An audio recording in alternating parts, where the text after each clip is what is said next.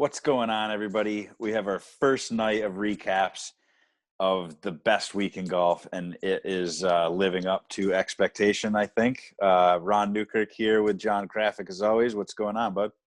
I'm just I'm happy this thing took off this morning. I was a little nervous, I'm not gonna lie. Once I saw the images and the videos of the rain coming through, it was pissing at 8:30 in the morning, and I didn't know when they were gonna get off. Yeah, I was watching a little bit before I head off to work, and you saw the guys on the range, and you could literally hear it on the freaking cameras just starting to come down. And I think as I was leaving, they all started to walk in, and I was like, "Oh God, this is not good." Yeah, right as I turned it on, I heard the horn blew, so I was like, "No way!" And then I thought it was just lightning, and within that hour or so, almost an inch of rain fell. Yeah, it was a lot of rain. Definitely softened the course up, and that played a pretty big factor. But what'd you think of the play? I mean, I thought the course at the end of the day, it seemed like it was pretty good. It turned out to be a nice day. Yeah, I watched a lot of golf today. I know you did. It was absolutely exhilarating. One of the interesting things, I know this happened to you. I know this happened to everybody, because at least everybody that I've heard from, but there was no audio on the Masters app. So there was no commentating. And it was the worst. So for a majority of people today who are trying to do work and watch it on a separate screen or a separate monitor, it's hard because you normally are waiting to hear when they're talking about about to hit an approach shot here, or he's about to tee off here, and you can't. So you have to you're just so focused on it the whole time, just watching every shot, because you don't want to miss a shot. Yeah, it was bad. I turned it on and was just because I'm at work and I can't sit there and watch it. So I wanted to listen to it, and the Masters radio was not on, which I was upset about. Yeah. And then I'm sitting there, and you can just hear, you could hear the birds chirping. Yep. You could hear a little caddy talk. You could hear the little bit of caddy talk, which I was like, well, if you're going to do that, just turn it up. I'd be fine with that, because you could still get reactions and stuff. But finally I just turned it off. It was, I got news that CBS had it, so I put that on. And even that, dude, honestly, disappointed in the commentating. It was it's not like they gave shot by shot. They didn't call anything really. They just this guy did this, and he's about to hit this shot.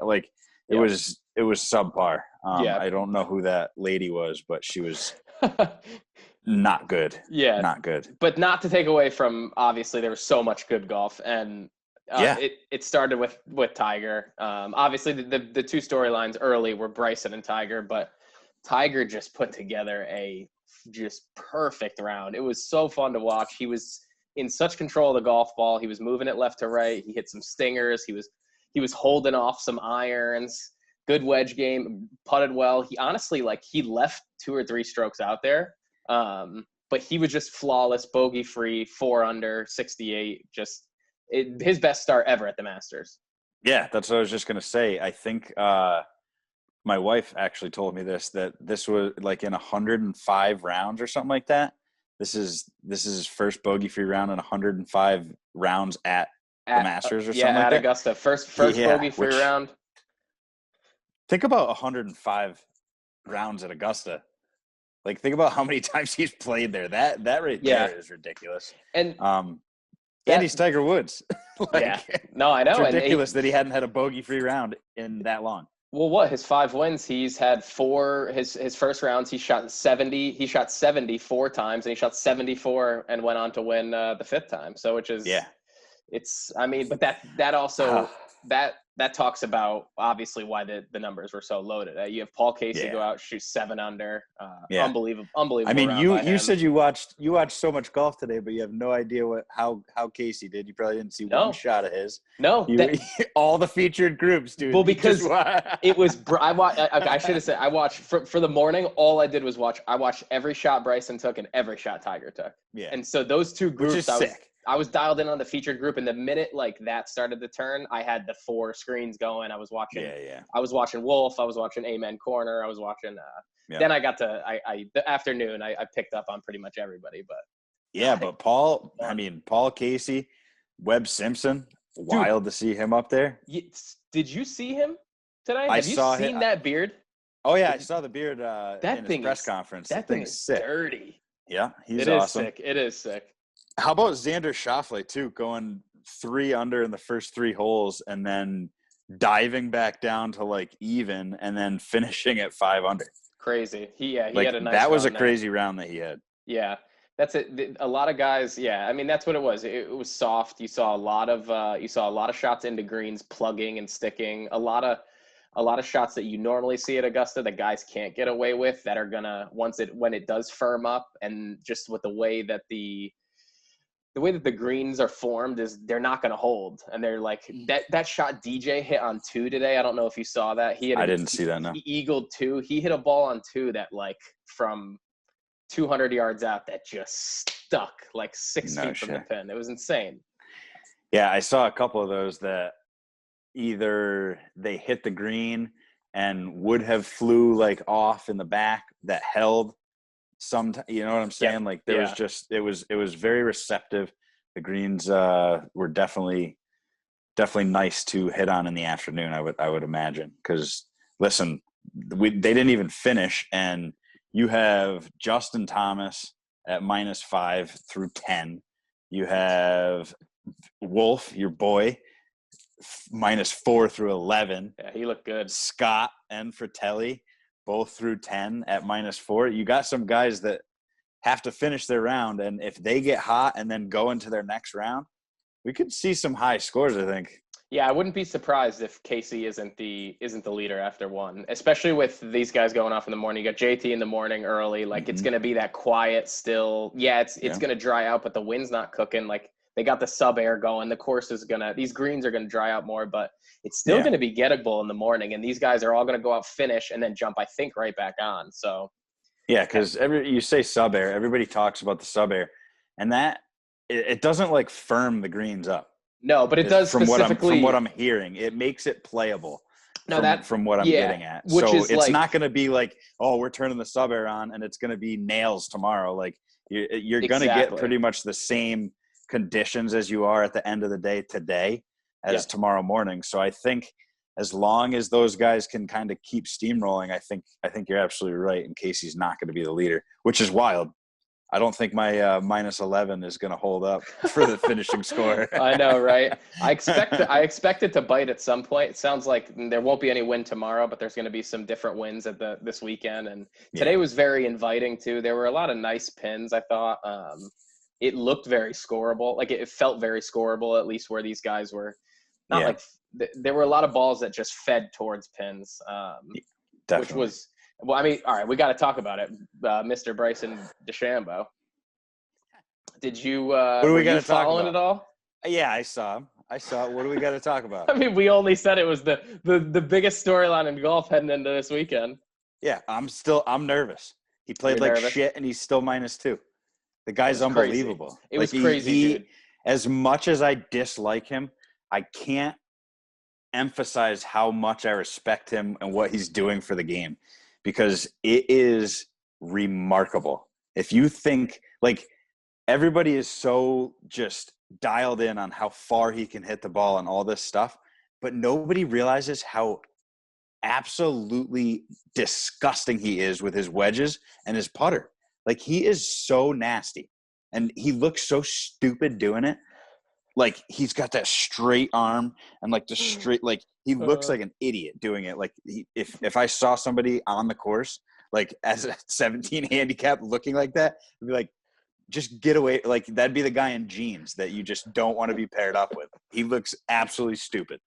However, he's one of the best in the games, if not the best right now.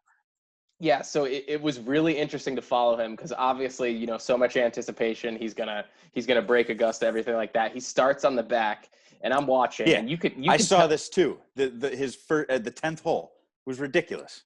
Yeah, so the 10th hole, he goes and just throws an absolute dart. He mushes one, throws a dart, misses a birdie putt. I think he missed it. You forgot to say that he outdrove all the other guys with a 3-wood. And then threw that dart in, and then missed a little wimpy putt, and we were like, "Let's go!" And then from there, he loses one way left. He's got the double on 13. Dude, he starts to unravel, and you could like see it. You could see it like on his face, and I could even tell like when he started making driver swings, like he wasn't swinging as hard. Like he didn't even hit the ball that far today, which was not really. Yeah, not from what we were expecting. Like it was obvious that the first 3-4 holes took away from his game plan right away, and it was interesting to see him battle, and it was interesting to see the wave of like, oh, he sucks. Oh, because that's the thing, is that people either want to see him fail or they want to see him do good, because most likely they have money on him. So it's like, it was so funny. It was so funny to ride that roller coaster, and like I'm getting texts from everybody, and I'm like, just wait. Like you got to think, like he's not gonna play the par. He doubled the par 5 today. He's gonna birdie and eagle these par 5s. Like he's gonna do it at some point. And like you said, his floor today was -2, and that was the worst he could have played. So that's what I'm saying. Like I honestly feel like that is the worst he's going to play this weekend. If he does play worse, I'll be surprised, honestly. Like he might just be stagnant and play like this the rest of the weekend, but he's still going to be, maybe 8-9 under at the end of this, playing like dog shit for him. Yeah. And that's absolutely incredible if you think about it. Like, I don't know. It scares me. God, I just hope he doesn't win the damn thing. Yeah, no, it's crazy. The top of the leaderboard, like this, we couldn't have asked more from a round one. I would say, like the top of the leaderboard is just absolutely loaded. Rahm fought back today. Even Patrick Reed made 8 birdies today, which is ridiculous. How about my boy Oosthuizen, Louis? Louis, just the smoothest tempo in the world. Oosthuizen, the most interesting man in golf, I believe. Yes, not too many high numbers. I think Brooks was 2 over. He was an interesting. Yeah, but he's only through 10, so he could. He could bounce back. You're right. My boy Spieth, dude, comes out birdies the first hole and then just doubles 16, and he I feel like he could have played worse. So I feel like he. I wanted to tell you. Did you see Cameron Smith at all? I did not. Oh my God, he's usually a short hair, proper guy. He's got some lettuce flowing, and Does he? Wait, yeah. Oh, there were a couple good lettuce shots today. I'm a little pissed Fleetwood cut his. Yeah, but he's still he's still got the little bucket. Yeah, he's the OG. Yeah, no, I'm extremely excited. What any last thoughts on day one recap? I just wanted to talk about like what'd you think of like when I saw the course, I watched at lunchtime a little bit, and like the course looks so big, way bigger than like any other year, just because of no fans. Like you could see so much, and I thought that was pretty cool. What'd you think of that? Did you get that at all? Or? I did. I definitely did. We kind of talked about this on the preview, but you could definitely tell the hills and like the undulation more. A little bit, yeah. One of the big things that they talked about was the players. They actually use the fans to understand, like Tiger talked about it. They use the fans to understand whether or not they hit a good shot or a bad shot, because there's actually so many blind shots based on the level, or like hitting uphill or hitting like I think it was a couple holes where like you're hitting uphill and it's blind and they don't know if it's good or not because they have no reaction. That's such a good point. But you could definitely a great point. You see them like, and I think they spent more time on the guys, and I never realized it, but they like the older guys specifically, like the way that they walk that course, they really take their time because it is so steep. Like Tiger walking downhill, they're showing him a lot. He's moving very slow. So you really got a scope of like the landscape, which I thought was sick. But last thing, speaking of old, dude, Freddie Cuffles looks like he's aging. Boy, did you see him? I saw him. I saw him reach. What was it? Reach 13-2, which was very impressive. But he's still impressive, but he, like when like an actor that you kind of grew up watching and he looks old, like it's starting to happen, dude. Freddie's starting to look old. It's kind of sad. Him and Bernhardt. A couple old guys went low today, though. I think. But Larry Mize, did you hear? Mize was 2 under. Bernhardt was 2 under. Yeah. So I saw a stat that Bryson, his average was like 324 today. Yes. Larry Mize's was 278, and they both shot 2 under. Yeah. I thought that was pretty funny. Another fun fact too, Tiger's driving average today was 280. Very low. He was just plodding. Damn, dude. Kind of gives me a Gives you hope. It gives me hope a little bit. Yeah. All right. Should we do after round one prediction? Who do you got to win? We'll do. Why don't we just do one quick? All right. Out of these guys, honestly, from what you know today. From what I know today, if Justin Thomas, I have two guys really, Schofley and Thomas, dude. Xander, yeah. Those guys, I think they're going to be forces to reckon with. And honestly, the two at the top, it's tough to say day one. But if I had to pick, I'd probably go Justin Thomas right now. He just looks so fluid. I from watching Wolf today, I want to say Wolf so bad, but I know once this play starts to ramp up, it's his first time. There's no, I don't know. Dude, it's your boy. You know he's getting screwed. I'm going to go even worse. I'm going to go Patrick Reed. Fuck you. All right, it's over. It's over. Click this thing.